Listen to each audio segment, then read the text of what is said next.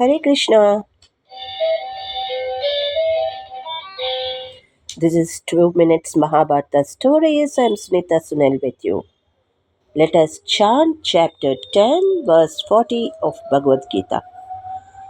Nantosti mama devyānām vibhūtīnām parantapa ye satu deshatha proktva Vibhutirvishtaro Maya.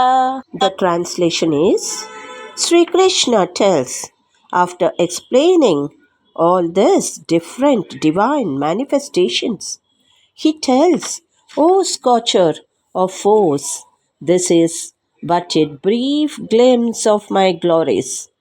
It is understood his manifestations are infinite, but there is no end.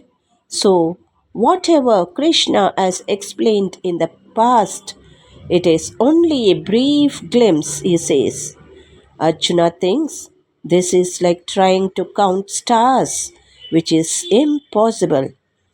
Krishna knew the state of Arjuna and said, this is just a taste.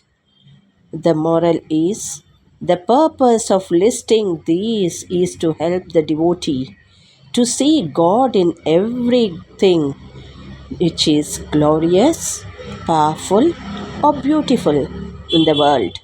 The verse reinforces that nothing can exist without being pervaded by the divine.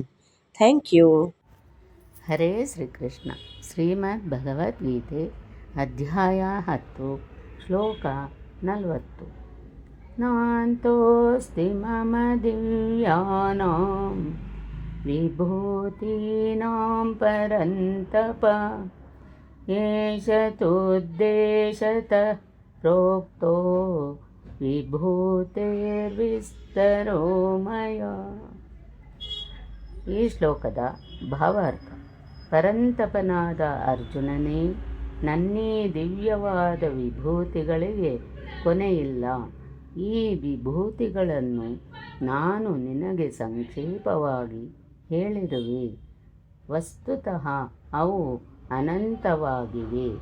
ಈ ಅಧ್ಯಾಯದಲ್ಲಿ ಕೇವಲ ಕೆಲವೇ ವಿಭೂತಿಗಳನ್ನು ಸ್ಪಷ್ಟಪಡಿಸಿದೆ, ಏಕೆಂದರೆ ಪ್ರತ್ಯಕ್ಷವಾಗಿ ದರ್ಶಿಸಿದ ವಿನಃ ಈ ವಿಭೂತಿಗಳು ಅರ್ಥವಾಗದು. ವಿಚಾರಧಾರೆಯನ್ನು ಅರ್ಥ ಮಾಡಿಕೊಳ್ಳಲು ಸ್ವಲ್ಪ ಅರ್ಥವನ್ನು ಕೊಡಲಾಗಿದೆ. ಪ್ರತಿಯೊಂದಕ್ಕೂ ಒಂದು ಕಾರಣವಿದೆ. ಆ ಅಭಿವ್ಯಕ್ತಿಯ ಕಾರಣ ಅಥವಾ ಬೀಜವು ನಾನೇ. ನನ್ನ ಶಕ್ತಿಯಿಲ್ಲದೆ ಏನೂ ಇರಲು ಸಾಧ್ಯವಿಲ್ಲ.